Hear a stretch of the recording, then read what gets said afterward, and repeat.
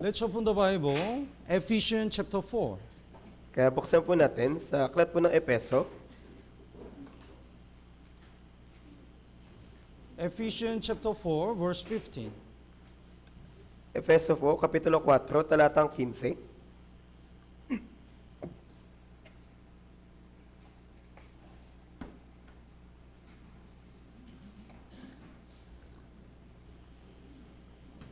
Ephesians chapter 4, verse 15. Basahin po natin ng sabay-sabay. 3, 2, 1. Kundi humahawak sa katotohanan na may pag-ibig, lumago tayong lahat sa Kanya na siyang ulo, sa makatuwid ay si Kristo. Yes.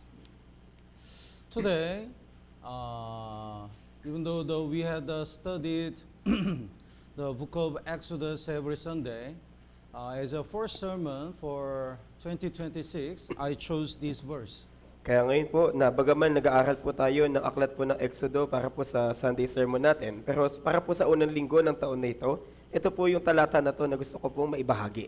The Bible says, may grow up in all things into Him, into Jesus, who is the head, Christ. Kaya sabi ng Biblia, lumago tayong lahat sa Kanya na siyang ulo, sa makatuwid ay si Kristo. So, the Bible clearly commands us to grow up. Kaya malinaw na inuutusan po tayo ng Biblia na lumago. So today, we're gonna study why we should grow up. Kaya ngayon po pag-aaralan po natin, bakit ba natin kailangan lumago? And we will study the from where to grow up. At pag-aaralan din po natin kung saan ba tayo dapat lumago. And how to grow up. At ganun din po kung paano lumago. So,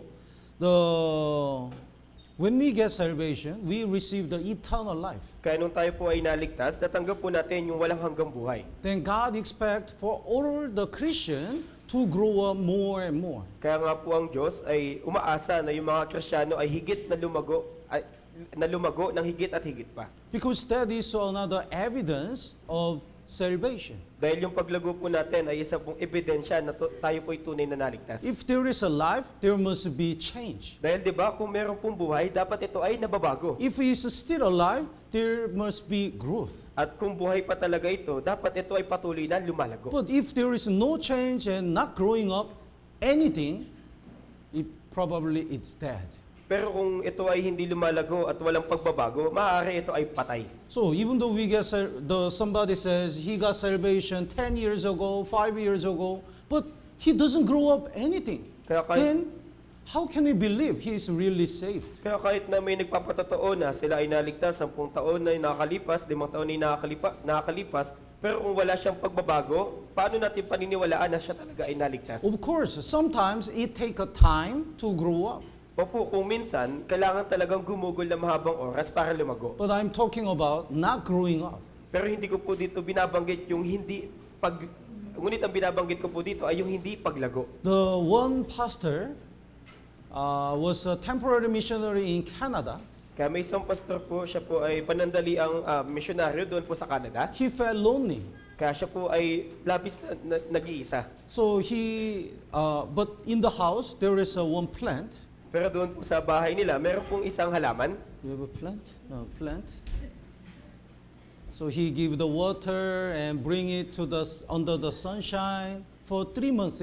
Kaya sa loob po ng 3 buwan, kanya po itong diniligan at ito po ay binilad sa araw. Then one day, one brother visited his place. Ngayon, isang araw yung dumaan, may isang brother na bumisita sa bahay niya. He asked the pastor, "Pastor, what are you doing?" Kaya tinanong niya yung pastor, "Pastor, ano yung ginagawa mo?" "I'm taking care of this plant. Sabi ng pastor, inaalagaan ko yung halaman na to. I love this plant." Mahal na mahal ko talaga yung halaman na to.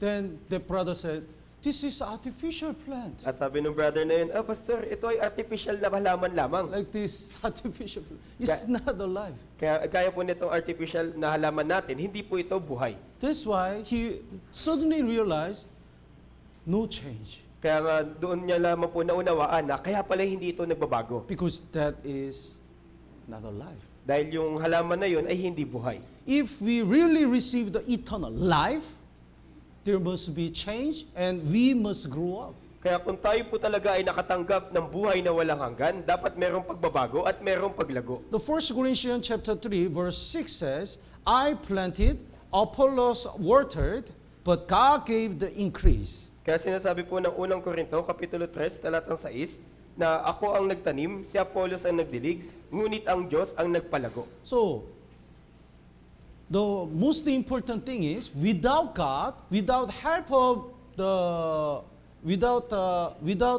of God and the grace of God, nobody can grow up. Kaya yung mahalagang bagay po dito, na kung wala po yung tulong ng Diyos, yung biyaya ng Diyos, walang sino man yung lalago sa atin. Bible clearly says God gave the increase. Dahil malinaw na sinasabi ng Biblia na ang Diyos ang nagpapalago. God can make us grow up in our Christian life. Kaya tayong palaguin ng Diyos sa ating buhay Kristiyano. But it doesn't mean we have nothing to do. Pero hindi ibig sabihin nito na wala na tayong gagawin, ha?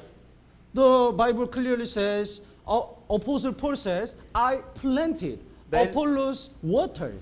Dahil sinabi po ni Pablo na ako ang nagtanim at si Apollos ang nagdilig. So they did their best to preach the gospel and to take care of the brothers and sisters. Kaya kanilang ginawa yung kanilang lahat na makakaya upang ipangaral yung ebanghelyo at alagaan yung mga kapatid. At that time, God also worked together to increase. At sa parehong oras po na ito, kumilos din po yung Diyos para palaguin sila. So we cannot say we have nothing to do for growing up in our Christian life. Kaya hindi po natin pwedeng sabihin na wala tayong gagawing anuman para lumago tayo sa ating buhay Kristiyano. If we have nothing to do, Bible cannot say grow up. Dahil kung wala tayong dapat gawing anuman, hindi dapat sinasabi ng Biblia na lumago kayo. So Bible says, may grow up in all things into him who is the head, Christ. Pero malinaw na sinasabi ng Biblia na The verse 15, Verse Ephesians 15. chapter 4, verse 15. lumago tayong lahat sa Kanya na siyang ulo, sa makatuwid ay si Kristo. Yes. So why should we grow up? Kaya bakit ba tayo kailangan lumago? The first reason is, this is God's commandment. Kaya yung unang dahilan po, dahil ito po yung utos ng Diyos. God says, grow up. Sinasabi ng Diyos na lumago kayo. Then we have to grow up. At nang sa gayon, kailangan din po nating lumago. God says, repent and believe in the gospel. Then we should repent and believe in the gospel. At di ba po, sinabi din po ng Diyos na kayo'y magsisi at manampalataya sa Ebanghelyo. Kaya sa panig natin, dapat tayo magsisi at manampalataya sa Ebanghelyo. So sometimes we try to find so many reasons to do something. Dahil kung minsan, marami tayong palusot para gawin yung isang bagay. Especially teenagers. Lalo na yung mga kabataan. They used to ask it if the parents ask to do something, they used to ask, why? Why should I do that? Kaya yung mga kabataan, kapag inuutusan sila ng kanilang mga magulang, kanilang tinatanong yung nanay nila na, bakit? Bakit ko kailangan gawin yan? What's the reason? What's the purpose? Ano yung dahilan? Ano yung layunin yan? They used to ask so many questions. Kaya palagi sila nagtatanong ng maraming bagay. But actually, even though we don't understand, if God commands something, we have to do it. Pero sa katunayan po na kahit hindi po natin nauunawaan yung isang bagay, kapag may inutos po yung Diyos, So- dapat po natin gawin. So this is very simple. We have to grow up because God commands us. Kaya simple lamang po, dapat tayong lumago dahil iniutos po to ng Diyos. And another reason why we have to grow up is if we don't grow up, God will be so disappointed. At isa pa pong dahilan kung bakit kailangan nating lumago, na kapag hindi po tayo lumalago, yung Diyos po ay madidismaya. Please bookmark here Ephesians chapter 4 verse 15 and let's look at the James chapter 5 verse 7. Kaya lagyan po natin dito ng tanda at tignan po natin sa Santiago, Kapitulo 5. James chapter 5 verse 7. Santiago po, Kapitulo 5, talatang 7.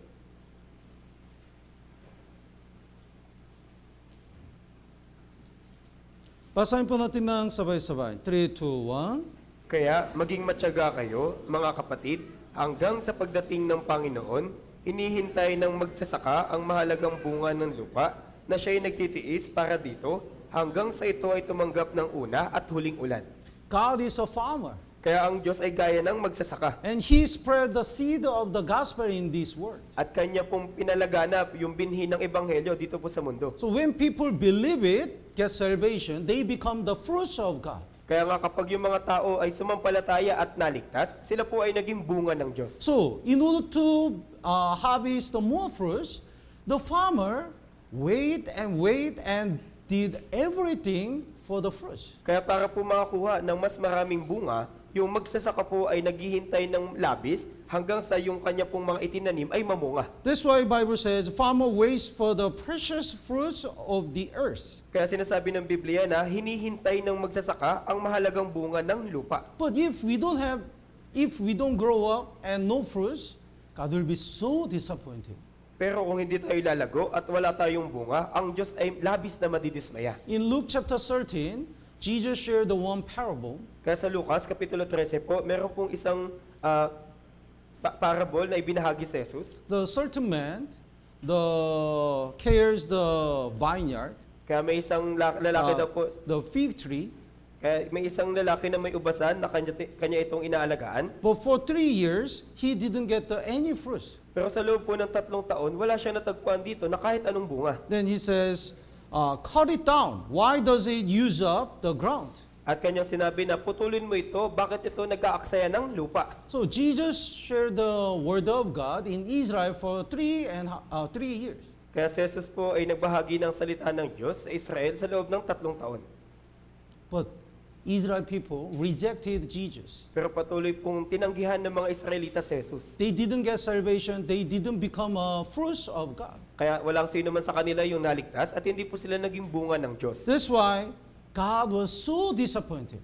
Kaya nga yung Diyos po ay labis na nadismaya. The Bible says, cut it down. Why does it use up the ground? Kaya sinasabi ng Biblia na putulin mo ito, bakit ito sinasayang yung lupa? When the baby is born, all the family are so happy. Di ba kapag po may isang sanggol na naipanganak, lahat po ng parte ng pamilya ay labis na masaya. But if the baby doesn't grow up, all the family are so worried. Pero kapag yung bata o yung sanggol ay hindi po lumalaki o lumalago, lahat po ng pamilya ay mag-aalala. Why he cannot talk? Why he cannot walk? Bakit hanggang ngayon hindi pa yung nagsasalita at hindi naglalakad? When he gets salvation, God was so happy. Kaya nung tayo po inaligtas, labis pong masaya yung Diyos. But if we don't grow up, God worries so much. Pero kung hindi po tayo lumalago, labis pong mag-aalala yung Diyos.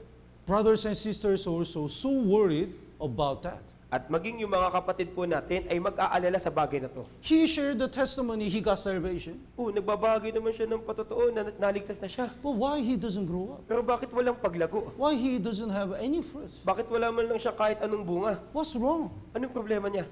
Or maybe he doesn't get salvation. O kaya, maaari hindi pa talaga siya ligtas. We pray a lot and worry a lot. Kaya, labis tayong nananalangin at labis na nag-aalala. We also have to check ourselves. At maging yung sarili po natin, dapat po nating suriin. Why I cannot grow up? Bakit ba hindi ako lumalago? Why I don't have any fruit? At bakit ba wala akong anumang bunga? What's the problem? Ano ba yung problema? Or am I not saved yet? O kaya, baka hindi pa ako ligtas. If my salvation is not clear, we have to check ourselves. Kaya kung hindi po malinaw yung kaligtasan para sa'yo, kailangan mo pong suriin yung sarili mo. Otherwise, God will be so disappointed. Dahil kung hindi, labis pong madidismaya yung Diyos. And another reason why we have to grow up is because every year, the Satan is getting wiser and wiser. At isa pa pong dahilan kung bakit natin kailangan lumago, na taon-taon po, si Satanas po ay higit na nagiging tuso. That's why if we don't grow up, it's getting harder to save lost souls. Kaya nga po, kung hindi po tayo lalago, mas magiging mahirap po sa atin na mailigtas yung mga ligaw na kaluluwa. The standard of the sin is getting lower and lower. At maging yung pamantayan po natin sa kasalanan ay bababa. So before, that was a sin, but these days, it's not a sin. Na maaari noon ito ay kasalanan para sa atin, pero ngayon hindi na ito kasalanan. You know, in Korea, long time ago, we already removed the law about cheating, Kaya, like adultery. kaya noon po sa Korea, noong matagal na panahon na po, amin pong inalis yung kautosan po tungkol sa pangangalunya. So even though there is a cheating, it's not a reason to divorce. Kaya nga kahit na meron na pong pangangalunya, hindi daw po ito yung dahilan para maghiwalay.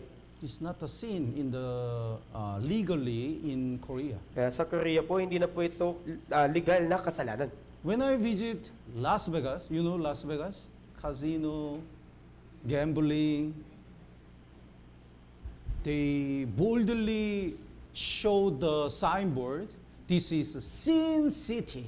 Kaya nung ako po ay pumunta sa Las Vegas, doon po yung puno ng casino at ng mga pasugalan, kanila pong ipinakita sa isang signboard na ito ang syudad ng kasalanan. You can commit a sin here. Maaari kayong gumawa ng kasalanan sa lugar na to. Don't misunderstand. I visit the Las Vegas church not for the gambling. Kaya huwag niyo pong mamali ng pangunawa, binisita ko po yung Las Vegas Church, hindi po para magsugal. I had a sermon there. Nagkaroon po ako ng sermon doon. When I took a taxi, I couldn't see outside Kaya nung sumakay po ako ng taxi, hindi po ako makatingin sa labas.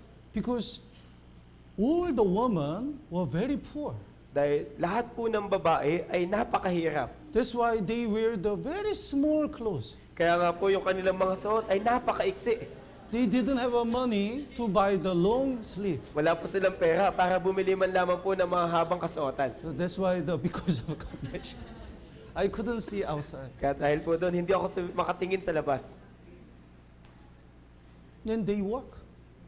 And everyone does that.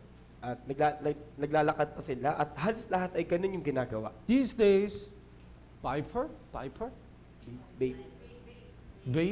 vape. The teenagers said, this is not cigarette, this is not smoking. Kaya sa panahon po natin, di ba, yung vape, sinasabi ng mga kabataan na hindi naman ito paninigarilyo.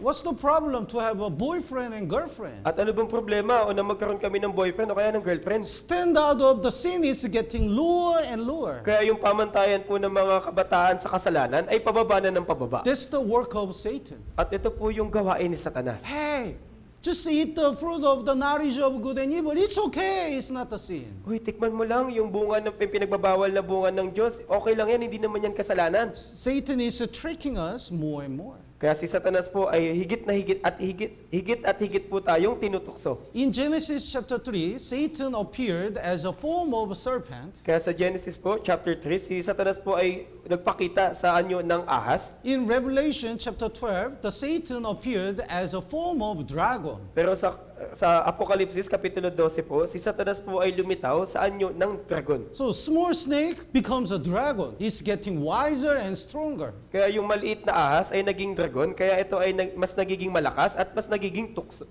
That's why every moment, every year, if we don't grow up, how can you fight against the Satan? Kaya nga po sa bawat panahon, sa bawat taon, kung hindi po tayo lalago, paano natin mapagtatagumpayan si Satanas? Solomon, everyone, he become a king, he really loved God. Kaya di ba po si Haring Solomon, nang siya po yung naging hari, labis po niyang minamahal yung Diyos. So he offered 1,000 burnt offering. Kaya siya po ay nagandog ng 1,000 handog na sinusunog. That much he respect God and love God. Kaya gano'n niya po labis na ginagalang at minamahal yung Diyos. And when he got married with the one woman, when he had the one wife, still he loved God. At nang siya po ay magkaroon ng isang asawa, mahal niya pa rin po yung Diyos. But when he had the 300 concubines and 700 wives, they turn around his heart. Pero nang siya po ay magkaroon ng 300 aliping babae at 700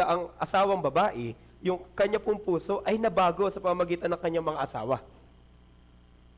He couldn't resist 1,000 women. Kaya hindi niya po kayang pigilan o kayang mapapagtagumpayan yung 1,000 babae. Even though we got salvation, if the Satan is getting wiser and wiser, and if we don't grow up, we will fall down. Kaya kahit na tayo po ay ligtas na, pero kung hindi po tayo lalago at si Satanas ay labis na magiging tuso, tayo po ay mabibigo tayo po ay mabibigo. Then how can we establish the church and save the lost souls? Kung gayon, paano po natin mai-establish yung church natin at makakapagligtas ng mga ligaw na kaluluwa? So in order to save more lost souls, and in order to fight against Satan, we should grow up. Kaya para mas makapagligtas pa tayo ng maraming ligaw na kaluluwa at para mapagtagumpayan si Satanas, dapat po tayong lumago. So there are two kinds of Christian life.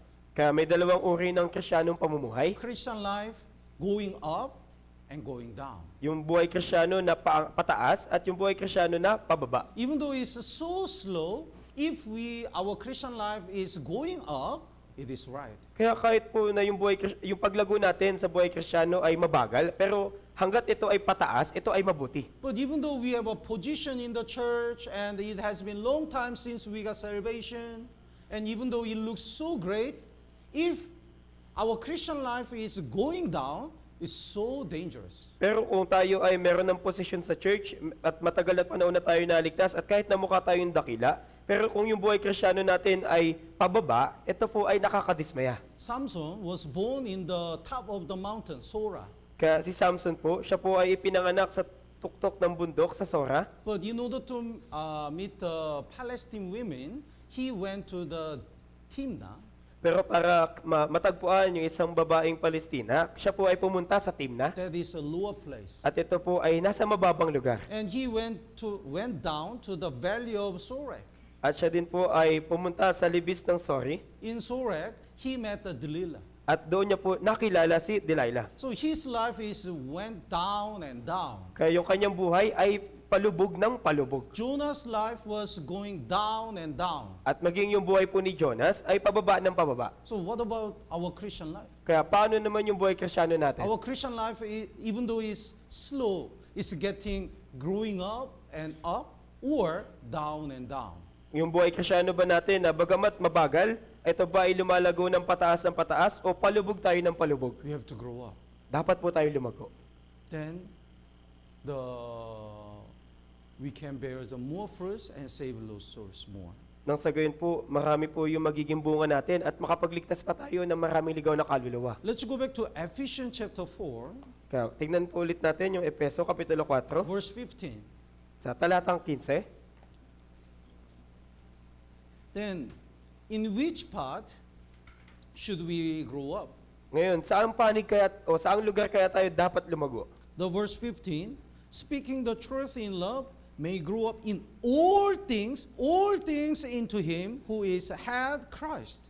Kundi humahawak sa katotohanan na may pag-ibig, lumagot tayong lahat sa Kanya na siyang ulo, sa makatuwid ay si Kristo. So 1 Corinthians chapter 11 verse 1 says, imitate me just as I also imitate Jesus Christ. Kaya sinabi po sa unang Korinto, Kapitulo 11, talatang 1, maging tulad kayo sa akin, gaya ko kay Kristo. So we have to imitate Jesus Christ in all parts. Kaya dapat po nating maging gaya sa Yesu Kristo sa lahat po ng parte. Another word is, grow up in all things into Jesus. Sa ibang salin po, lumago tayong lahat sa Kanya kay Jesus. Let's look at the Luke chapter 2.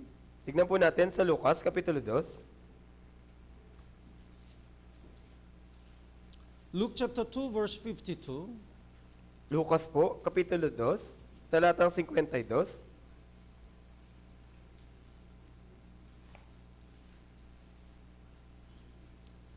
Jesus grew up in the wisdom.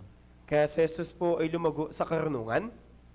The Luke chapter 2 verse 52. Basahin po natin ng sabay-sabay. 3, 2, 1. Lumago si Jesus sa karunungan, sa pangangatawan at naging kalugod-lugod sa Diyos at sa mga tao. Jesus increased in wisdom.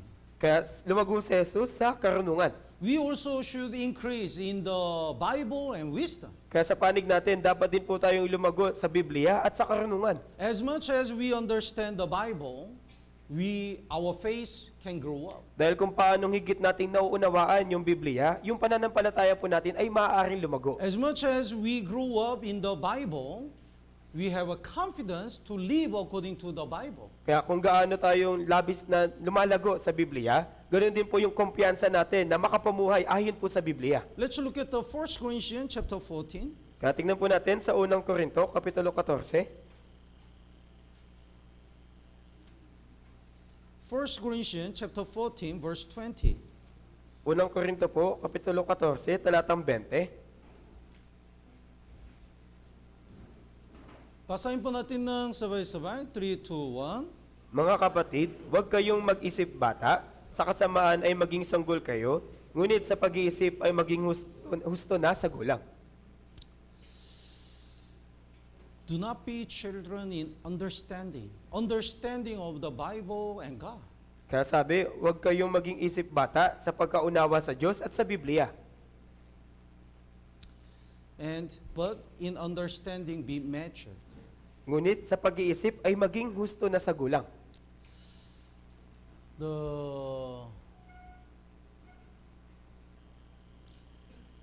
some people know so many things about the world, Kaya may mga tao po na maraming alam tungkol sa mundo. but they are children to understand the Bible. Pero mga isip bata sa pagkaunawa sa Biblia. Bible says, don't be the children to in understanding of Bible. Pero sinasabi po ng Biblia na huwag kayong maging isip bata sa pagkaunawa sa Biblia.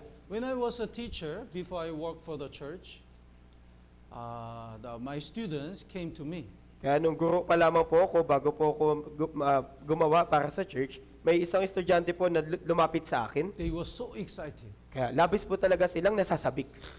Teacher, do you know today? Today? What is today? Kaya sinabi nila sa akin, oh guro, alam niyo ba yung nangyari sa araw na to? I don't know. Kaya sabi ko, hindi ko alam. Today is for example, the BTS, like a BTS. Everyone knows BTS, right? The teacher, today is the BTS member's birthday. Kaya bilang halimbawa po, sabi po sa akin, guro, alam mo ba birthday ng isang BTS member? Then that group has some members, like for example, 5 members. Then they mentioned all the members' birthday. Kaya halimbawa, yung member na yun ay may 5 miyembro at kanilang binanggit yung bawat araw ng kanilang kapanganakan. This member's birthday is blah blah blah. This member's birthday is blah blah blah. They know everything. Kaya alam po nila yung lahat ng bagay. So I asked them, what is the birthday of your father? Tinanong ko sila, kailan naman pinanganak yung tatay mo? January? March? No, I'm not sure. So what's this? Kaya ano yung ganitong bagay? They understand. They are so mature to understand these singers. Kaya husto na yung gulang nila para maunawaan yung tungkol sa mga awit na ito. But they are children to understand parents. Pero mga isip bata naman sa pagkaunawa sa kanilang magulang. If we understand so many things about the world, but if we don't understand the Bible and children, that is not right before God. Kaya kung maraming bagay na yung nalalaman natin tungkol sa sanlibutan, pero kung kaunti lamang yung nauunawaan natin sa Biblia at mga isip bata pa sa Biblia, hindi po ito mabuti. What's this? Kaya ano po yung bagay na to? What would Jesus do? Kaya what would Jesus do? O ano ang gagawin ni Jesus? As much as we understand the Bible, we can also answer about what would Jesus do in every moment, in every case. Kaya nga kung paano nating nauunawaan yung Biblia, ganun din po natin malalaman at mauunawaan kung ano ba yung gagawin ni Jesus sa bawat panahon at sa bawat kaso. Why we sometimes make a wrong decision and why we sometimes confuse and don't know what to do. Kaya bakit ba minsan mali yung mga pagpapasya natin at bakit ba kung minsan tayo po ay nalilito kung ano yung dapat nating gawin? Because we don't know what would Jesus do. We don't understand the Bible. Dahil hindi natin alam kung ano yung gagawin ni Jesus at hindi natin nauunawaan yung Biblia. So as much as we understand, as much as our understanding is growing up, we can live according to the will of God. Kaya nga po kung gaanong lumalago po yung pangunawa natin sa Biblia, ganun din po tayo makakapamuhay ayon po sa kalooban ng Diyos. Look at the life of Daniel. Kaya tignan niyo po yung buhay ni Daniel. When he became a captive, he decided to live according to the will of God. Na bagaman na siya po ay sinakop o siya po ay hinuli, siya Then- pa rin po ay nagpasya na makapamuhay para sa Diyos. Then his wisdom getting increase and increase. At yung kanyang karunungan tungkol sa Diyos ay palago ng palago. So he interpret the dream of the king Nebuchadnezzar. Kanya pong naisalin yung panaginip ni Haring Nebuchadnezzar. And later, he interpret the dream of the writer on the word at the time of the king Belshazzar. At sa paglipas ng panahon, kanya pong naisalin kung ano man yung naisulat ng isang kamay doon sa pader sa panahon ni Haring Belshazzar. And he also interpret the vision of the Belshazzar. At kanya rin pong naisalin yung pangitain ni Haring Belshazzar. And when he read the Bible, he also understand after 70 years, the God will finish the Babylon exile. At nang kanyang basahin po yung Biblia, kanya rin pong naunawaan na pagkalipas ng 70 taon, matatapos po yung kanila pong pagiging,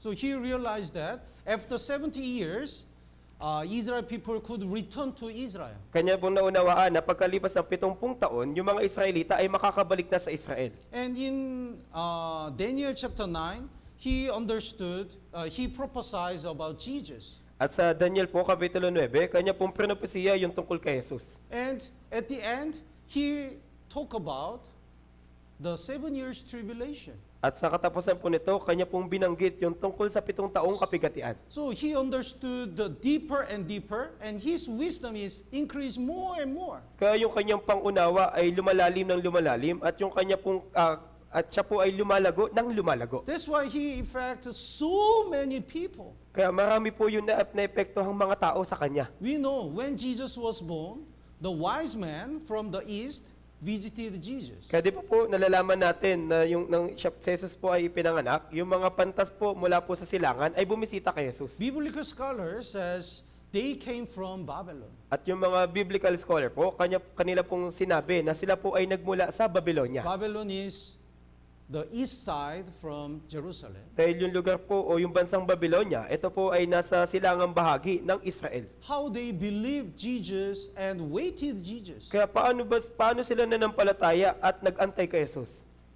They probably have the face of God when the Daniel was captive in Babylon. Maaring nagkaroon po sila ng pananampalataya tungkol sa Diyos nang si Daniel po ay dinalang bihag sa Babylonia. So as much as our understanding increase, we can affect so many people deeply. Kaya nga kung paano lumalalim po yung pagkaunawa po natin, ganito din po natin maaapektuhan yung maraming tao.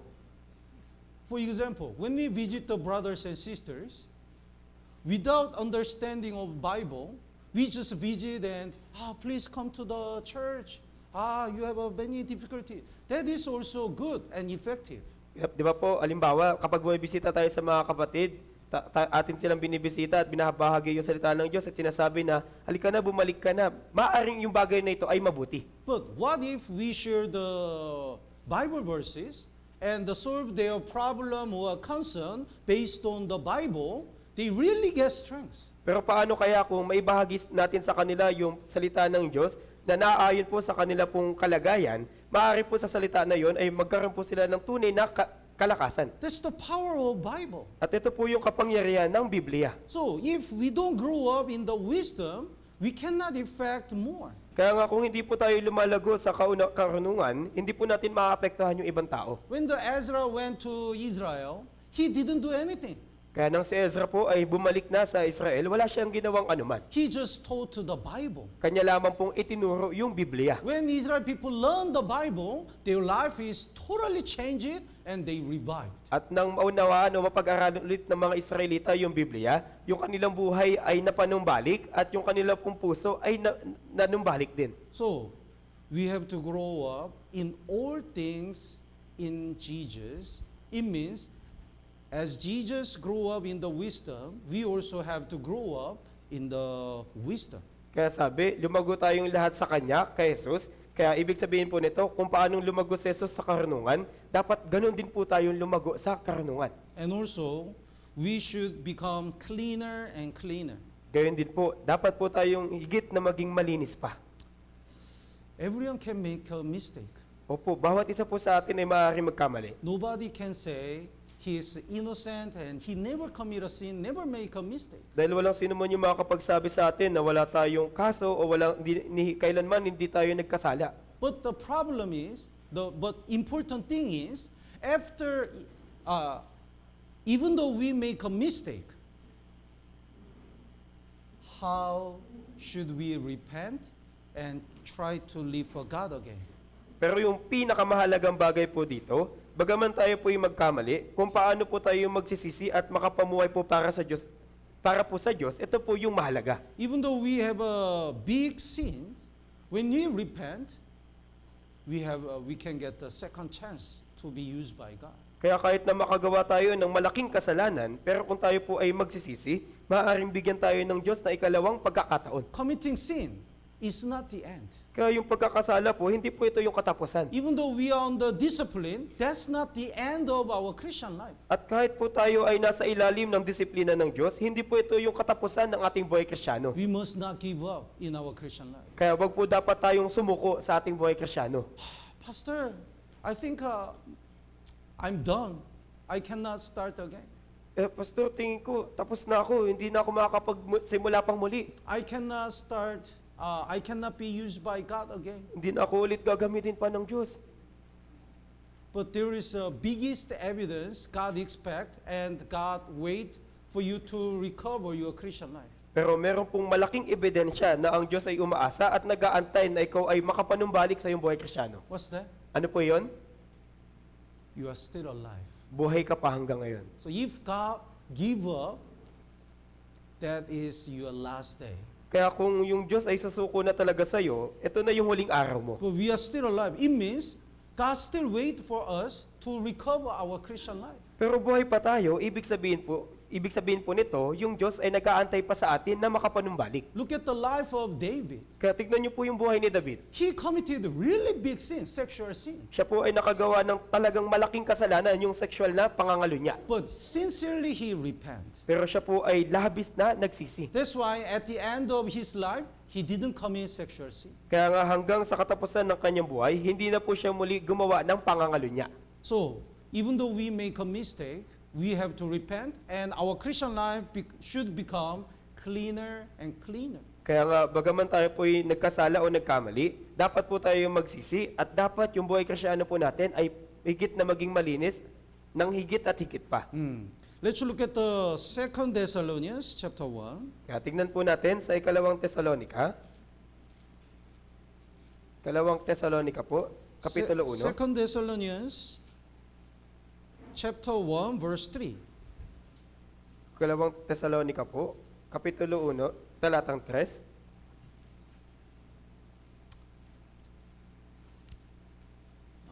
Verse 3, basahin po natin ng sabay-sabay. 3, 2, 1. Dapat kaming laging magpasalamat sa Diyos, mga kapatid, dahil sa inyo, gaya ng nararapat, sapagkat ang inyong pananampalataya ay lumalagong lubha, at ang pag-ibig ng bawat isa sa inyo para sa isa't isa ay nadaragdagan. Thessalonian church has many sufferings and persecutions. Kaya yung iglesia po ng Tesalonika ay marami po mga kahirapan at maraming pag-uusig. But the Apostle Paul sent this 2 Thessalonians and he is so thankful. Pero si Apostol Pablo po, kanya pong pinadala yung sulat nito sa mga taga-Tesalonika at labis po siya nagpapasalamat. Because Thessalonian church endured all the suffering and persecutions. Dahil yung mga kapatid po sa Tesalonika, kanila po talagang labis na pinagtiisan yung kanilang mga kahirapan at mga pag-uusig. Why? Bakit po? Because your faith grows exceedingly. Dahil sapagkat ang inyong pananampalataya ay lumalagong lubha. So, one more thing that we have to grow up is faith. Kaya yung isang bagay na dapat pong lumago sa atin ay yung pananampalataya. There is the church.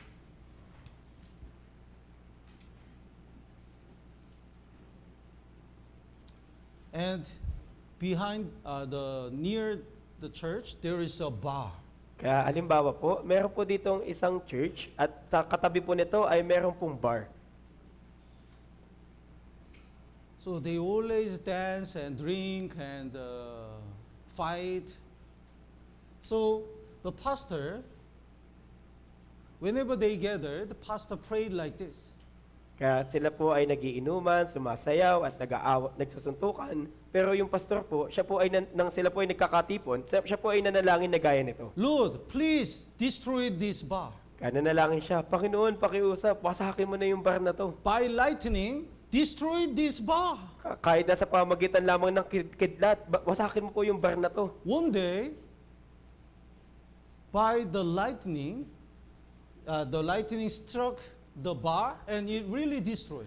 At dumating yung, at pagkalipas na isang araw, may isa talagang kidlat na tumama sa bar at ito ay nawasak. Then the bar owner heard that the pastor had been praying for this. At narinig po ng may-ari ng bar na yung pastor ay patuloy na pinapanalangin yung bagay nito. So he sued this pastor. Kaya kanya pong kinasuhan yung pastor na yun. Two of them stand in the Kaya pareho po silang tumayo sa hukuman. Then he says, the bar owner said, because pastor prayed, God destroyed my bar. At sinabi nung may-ari ng bar na dahil sa ipinanalangin ng pastor, binasak ng Diyos yung bar ko. Then pastor says, I just prayed. And even though I prayed, everything is really happened. At sabi naman ng pastor, nanalangin lang naman ako, hindi naman porket nanalangin ako, mangyayari talaga. The bar owner said, because he prayed, God answered immediately. At sabi naman ng may-ari ng bar, hindi dahil nanalangin siya, kaya ito ay sinagot ng Diyos. Then the pastor insists, even though I prayed, everything not happened. At sinabi naman ng pastor, kahit pinanalangin ko yun, hindi naman yun maaaring nangyari. So he believed it's because of a prayer. He believed it's not because of prayer. Kaya yung may-ari ng bar ay naniniwala na ito ay nangyari dahil sa panalangin, pero yung pastor naman ay hindi naniniwala. So whose faith is stronger? Kaya kaninong pananampalataya yung mas malakas? Bar owner.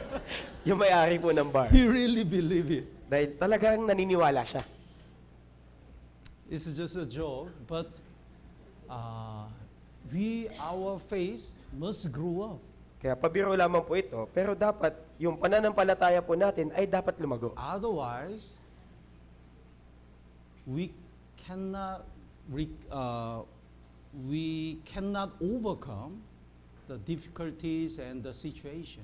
Dahil kung hindi po natin mapagtatagumpayan yung mga kahirapan, ganun din po yung sitwasyon natin. What is the faith? Kaya ano ba yung pananampalataya? The faith is like a telescope. Kaya yung pananampalataya po, gaya po ito ng telescope. You know telescope? Alam niyo po yung telescope? Oh. I cannot see the letter backside. Kaya hindi ko po makita yung letra doon sa likod. And through the telescope, I can read. So that things which is really far from me, I can make it close.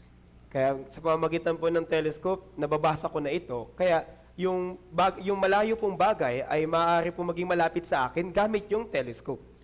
My visitor was very far place. Kaya may isa pong bumisita sa akin mula sa malayong lugar. He's coming to me. At paparating na siya sa amin. But when I look at him by telescope, he's already here. Ngayon, nang siya po'y tignan ko gamit yung telescope, siya ay nandito na. So faith is like a telescope. Kaya yung pananampalataya po ay gaya ng teleskopyo. It doesn't happen yet.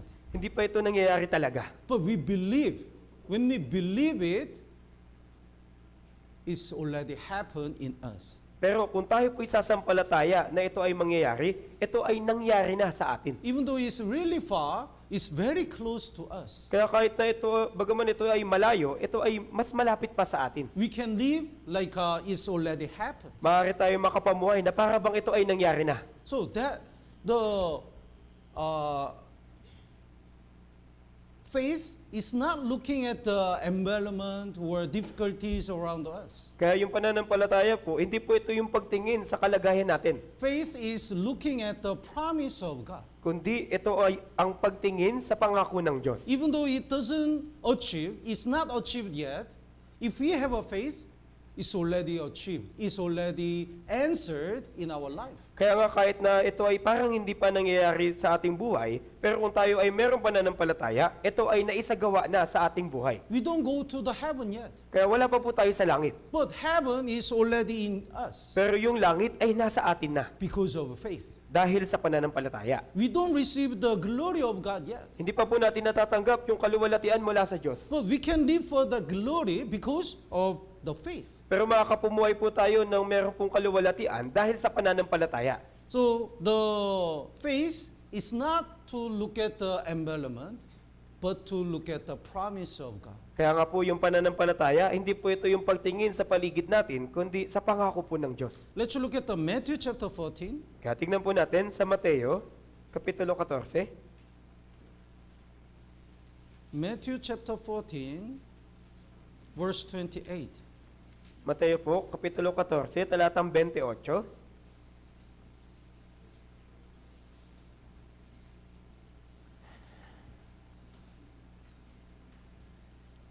Jesus visited his disciples while the disciples suffered because of the storm in the sea. Kaya sa panahon po na ito, binisita po ni Jesus yung kanyang mga alagad habang sila po ay nagdurusa doon po sa bagyo sa dagat. That time, Jesus walked on the water. At sa panahon po na ito, si Jesus ay lumalakad sa tubig. Then verse 28, Peter answered him and said, Lord, if it is you, command me to come to you on the water. At sa verse 28 po, sumagot sa kanya si Pedro at nagsabi, Panginoon, kung ikaw iyan, ipag-utos mo sa akin na lumapit sa iyo sa ibabaw ng tubig. If we love someone, we want to imitate everything about him. Di ba kapag meron tayong iniibig, gusto nating gayahin yung lahat ng bagay na tungkol sa kanya. So Peter wants to do something like a Jesus. Kaya si Pedro po, gusto niya rin pong gawin yung bagay na ginagawa ni Jesus. He wants to grow up to Jesus. Kaya gusto niya pong lumago hanggang kay Jesus. He wanted to imitate Jesus. Kanya pong ninais na maging gaya ni Yesu Kristo. So he says, command me to come to you on the water. Kaya kanya sinabi, ipag-utos mo sa akin na lumapit sa iyo sa ibabaw ng tubig. And while he's looking at Jesus, he walked on the water. Kaya habang siya po'y nakatingin kay Jesus, siya po ay lumalakad sa tubig. But when he looked at the storm and the wind, he fell down. Pero nang kanya pong marinig nang siya po ay tumingin sa bagyo at sa malakas na hangin, siya po ay lumubog. The verse 31, that's why Jesus said, basahin po natin ng sabay-sabay, 3, 2, 1. Inabot kaagad ni Jesus ang kamay niya at tinawakan siya na nagsasabi sa kanya, O ikaw na maliit ang pananampalataya, bakit ka nag-aalinlangan? Oh, you of little faith. O ikaw na maliit ang pananampalataya. Little faith means there must be great faith. Kaya yung maliit na pananampalataya, ibig sabihin, meron pong malaking pananampalataya. The centurion, his servant died, was sick. Kaya di ba po, meron pong isang centurion na yung kanya pong alipin ay meron pong sakit. When Jesus decided to go there and heal him, centurion says, no, I cannot handle your visiting. Kaya nang si Jesus ay magpasya na pumunta doon at pagalingin yung kanya pong alipin, sinabi po ng isang centurion na, hindi ako karapat dapat na patuloyin ka. As a commander, when I say something, all the soldiers obey me. Dahil bilang centurion, kapag may inutos ako, lahat ng nasasakupan ko ay sumusunod sa akin. So if you say something, I believe my servant will be healed. Kaya nga kung sabihin mo lamang yung salita, naniniwala ako na gagaling yung aking alipin. That's the faith. Kaya yun po yung pananampalataya. Jesus praised his faith. I never seen that kind of faith. Kaya pinuri po ni Jesus yung kanyang pananampalataya na sinasabi, hindi pa ako nakakita ng ganitong kalaking pananampalataya. There is a little faith having the doubt, and there is a great faith. Kaya meron pong maliit na pananampalataya na nag-aalinlangan at meron pong malaking pananampalataya. Our faith must be grew up. Kaya nga, yung pananampalataya po natin ay dapat lumago. Otherwise, we can easily hurt and easily depressed and disappointed. Dahil kung hindi, mabilis po tayong masaktan at mabilis po tayong manlumo at madismaya. Whenever storm comes, we are so afraid and will fall down. Na sa tuwing merong darating na bagyo sa buhay natin, labis po tayong manginginig at tayo po ay lulubog. Because of little faith, Peter was falling down in the water. Kaya dahil po sa maliit na pananampalataya, si Pedro po ay paunti-unting lumulubog sa tubig. Because of little faith, whenever we face on the difficulties, we are so worried and it seems like our life already ends. At dahil po sa maliit nating pananampalataya, kapag merong anumang sakuna na dumating sa ating buhay, labis po tayong nanlulumo o nag-aalala na para bang yung buhay natin ay katapusan na. What if the Peter's faith was great? Kaya paano kaya kung malaki din po yung pananampalataya ni Pedro? He still work on the water. Maaring patuloy pa rin po siyang lumalakad sa tubig. What if our faith grew up more and more?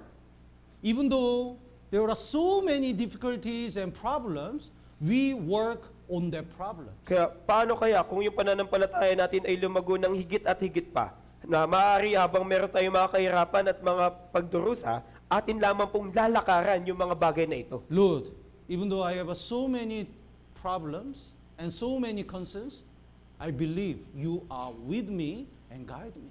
Ating masasabi na, Panginoon, kahit na marami akong problema at mga alalahanin, naniniwala akong ikaw ay kasama ko na gumagabay sa akin. Even though I have financial difficulties and a family problem, I believe you will guide me and help me. Na kahit na meron akong problema sa salapi at merong problema sa aking pamilya, naniniwala ko na ikaw yung gagabay sa akin at tutulong sa akin. When our faith grew up, we don't easily hurt from others. Kaya kapag po lumaki o lumago po yung ating pananampalataya, hindi po tayo mabilis masaktan mula sa iba.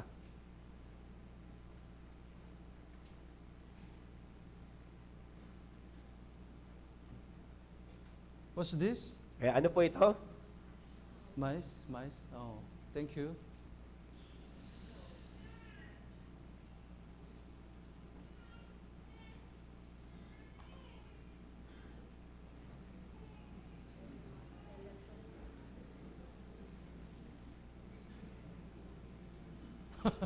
Elephant? Oh. Kaya isang bubwit po, tsaka elepante. Mice is very fat. Anyway, this much scar is so critical to the mice. Kaya para po sa bubwit, yung ganito pong kalaki na sugat ay malala para sa kanya. It can die. Maaari po niya itong ikamatay. But exactly same scar is just nothing to elephant. Pero itong parehong sukat ng sugat sa elepante, ito ay baliwala lamang. Because it's really big. Dahil siya po ay malaki. So, if our faith is little, even small things is so critical to our Christian life. Kaya kung yung pananampalataya po natin ay maliit lamang, kahit na meron tayong maliit lamang pong problema, ito ay para bang kritikal sa ating buhay. Because of one word, we are so depressed and hurt. Na dahil sa isang salita lamang, labis na tayo nasaktan at nanlumo. But when our faith grows up, even big things becomes a nothing and doesn't affect in our Christian life. Pero kung yung pananampalataya po natin ay lumago, kahit po yung mga maliliit o malalaking bagay ay hindi po makaka-apekto sa ating buhay Kristiyano. That's why our faith must grow up. Kaya nga, yung pananampalataya po natin ay dapat lumago. And let's look at the, we don't have enough time.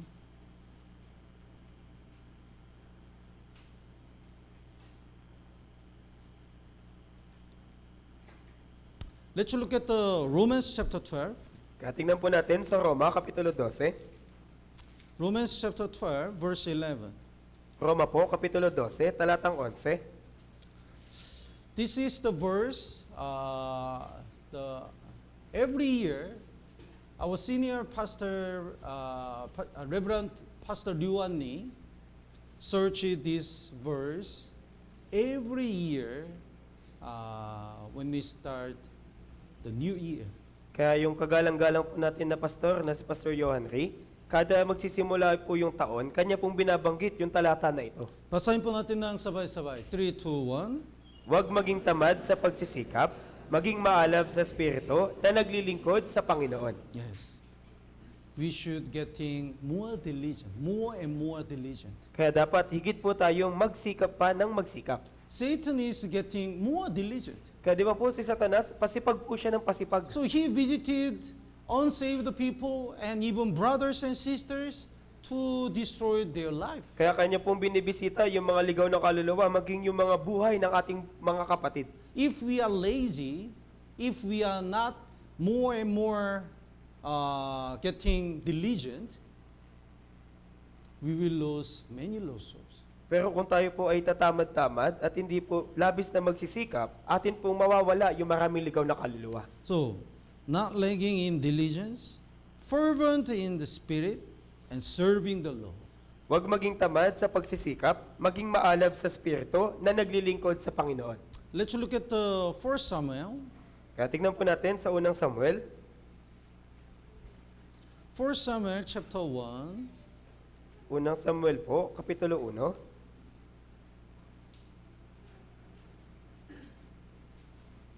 verse 9. Unang Samuel, Kapitulo 1 po, talatang 9.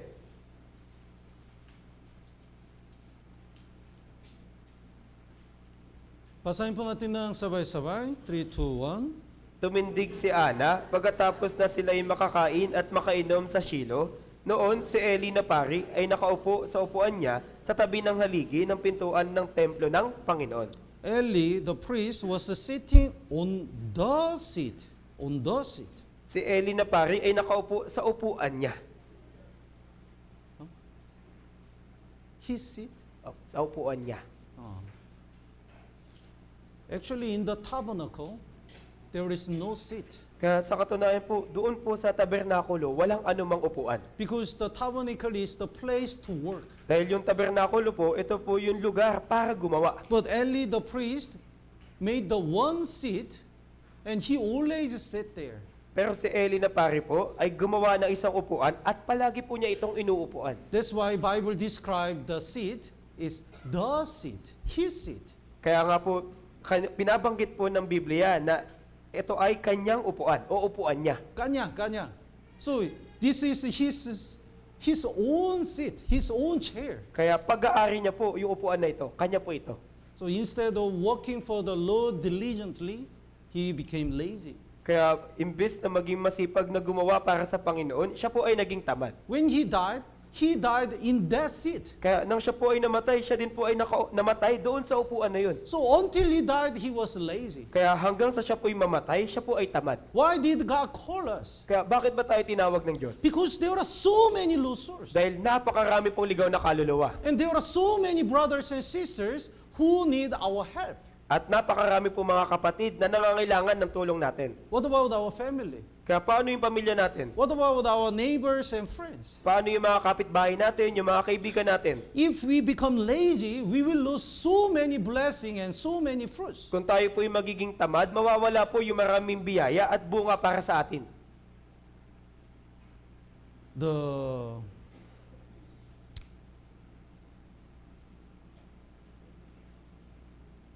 There is one picture. It talk about the chance. Kaya meron pong isang larawan na tumutukoy tungkol sa pagkakataon. Then he has a hair, the front, Kaya meron po siyang buhok sa kanyang ulo, but back of the head is bald. pero yung likod po ng kanyang ulo ay wala na pong buhok.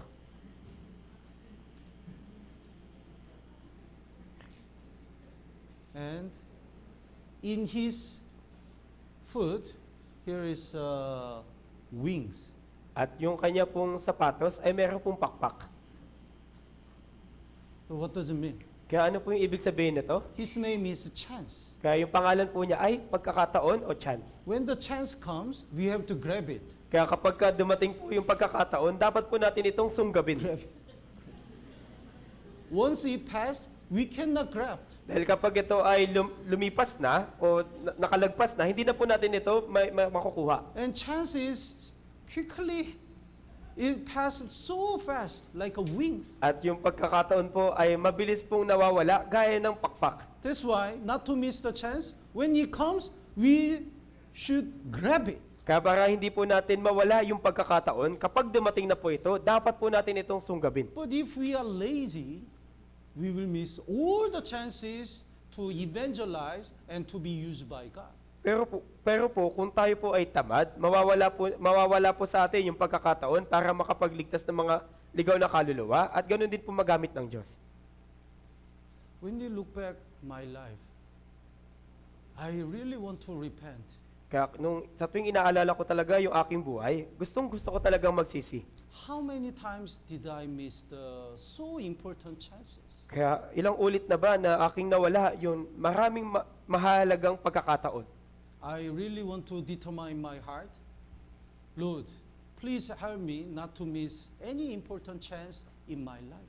Kaya gusto ko talagang magpasya sa aking puso na, Panginoon, napakiusap, tulungan mo po akong magpasya na wag nang mawala yung maraming mahalagang pagkakataon sa aking buhay. I want to take it when it comes. Gusto ko itong kunin kapag ito ay dumating na. And the Genesis chapter 37, At sa Genesis po, Kapitulo 37, our dream also must grow up. maging po yung atin pong pangitain o vision, dapat din po itong lumago. Genesis chapter 37, verse 19. Chapter 37 po, verse 19.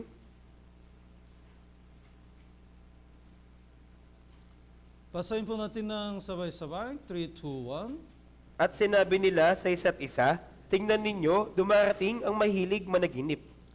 So his brothers, the Joseph's brothers, called him, dreamer is coming. Kaya tinawag po ng mga kapatid ni Jose, si Jose, na mahilig managinip.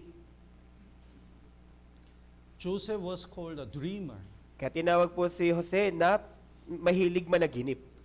The many people dream something, Kaya maraming tao yung nananaginip, but that is just a dream. pero yung mga bagay na yun ay panaginip lamang. But dream in God is not just a dream. Pero yung panaginip sa Diyos, hindi lamang po basta panaginip. The dream given by God must be achieved. Yung panaginip po na ibinigay po ng Diyos, dapat po itong maisakatuparan. So Joseph hold that dream and endure all difficulties. Kaya si Jose po, kanya pong hinawakan yung panaginip po niya at kanya pong pinagtiisan lahat ng kahirapan sa buhay niya. Eventually, he became a prime minister in Egypt and he could be used by God so wonderfully. Kaya nga paglaon, siya po ay naging prime minister sa Ehipto at siya po ay labis na ginamit ng Diyos. We also have a dream. Kaya meron din po tayong panaginip.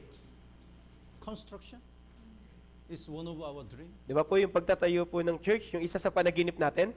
How many times did we pray? Kaya ilang ulit na ba tayong nananalangin para dito? How many times did we discuss and search it a lot and have a meeting? Ilang ulit tayong naghanap, nag-usap-usap, at nagkaroon ng mga pagpupulong. And we dreamed.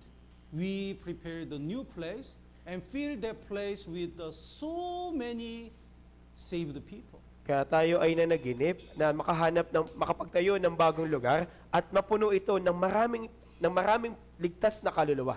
And the going to province and conducting Bible seminar is not easy. At maging yung pagpunta po sa mga probinsya para magsagawa ng Bible seminar ay hindi po madali. But we dreamed and prayed, Lord, please save these so many people. Pero tayo po ay nanaginip at nanalangin na, pakiusap, Panginoon, iligtas mo po yung mga tao na ito. And we dreamed one day we can establish the church there. At nananaginip tayo na darating yung araw na makakapagtayo tayo ng iglesia sa lugar na yon. That's why we just obey and follow the will of God. Kaya nga sa panig natin, dapat lamang po tayong sumunod at sundin yung kalooban po ng Diyos. Let's look at the Psalm number 81. Kaya tingnan po natin sa awit, 81, Psalm number 81, verse 10.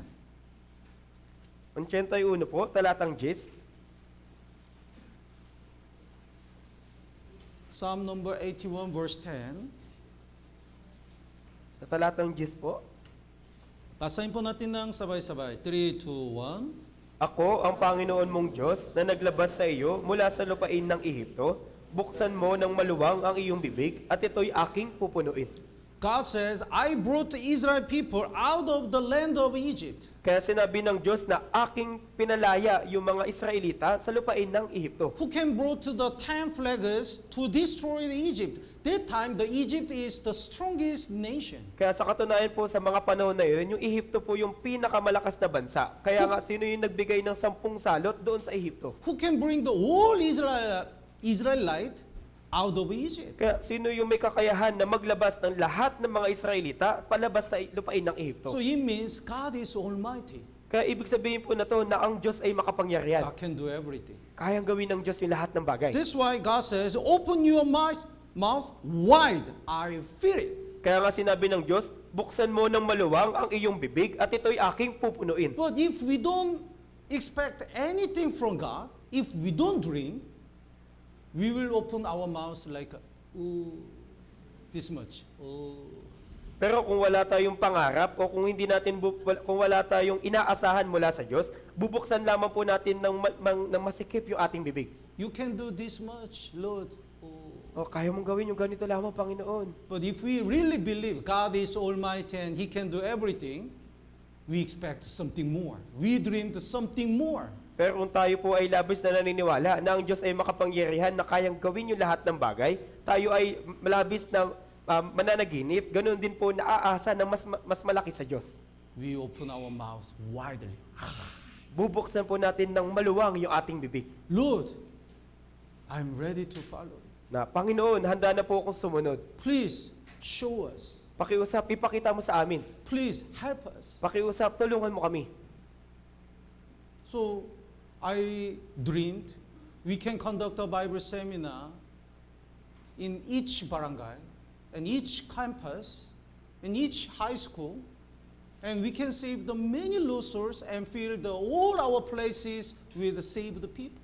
Kaya nagkaroon po ako ng pangitain na magkakaroon tayo ng Bible seminar sa bawat barangay, sa bawat campus, sa bawat eskwelahan ng mga high school, at ating mapupunan yung bawat lugar ng mga ligtas na kaluluwa. I dreamed we established so many churches in Philippines.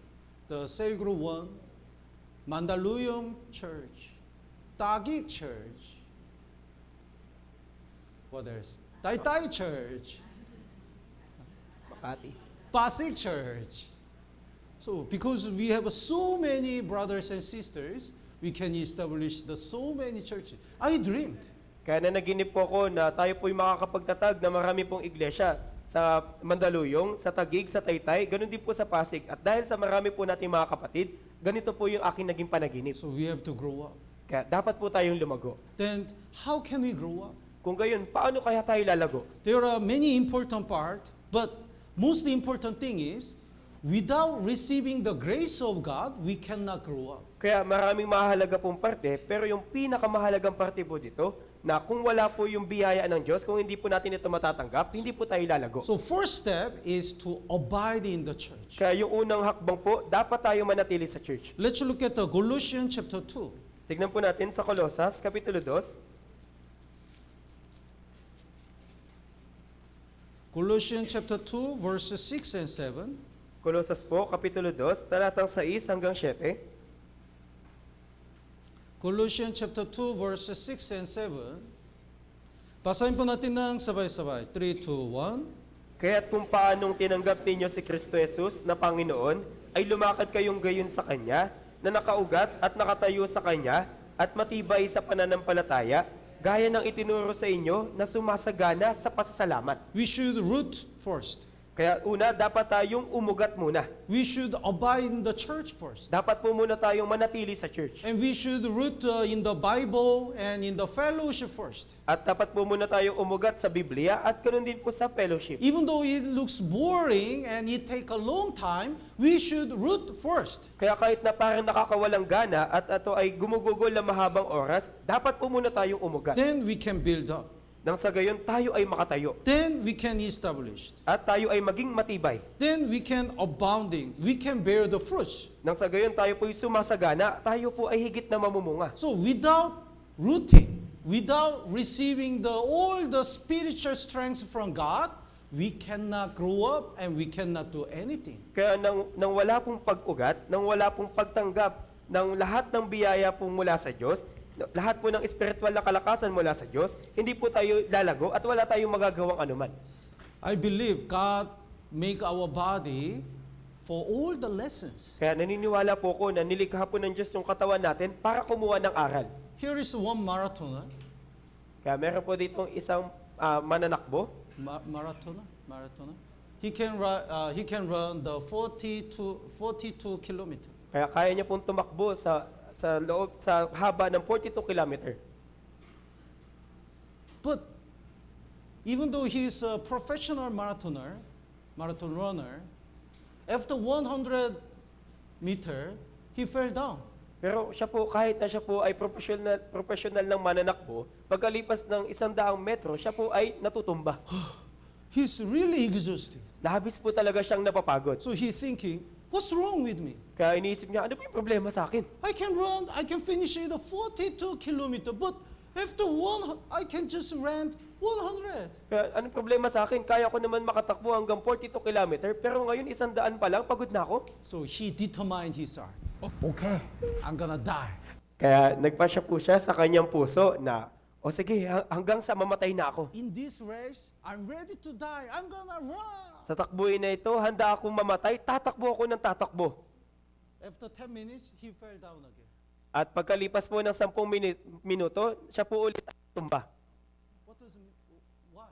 Bakit po kaya? For 1 month, he didn't eat.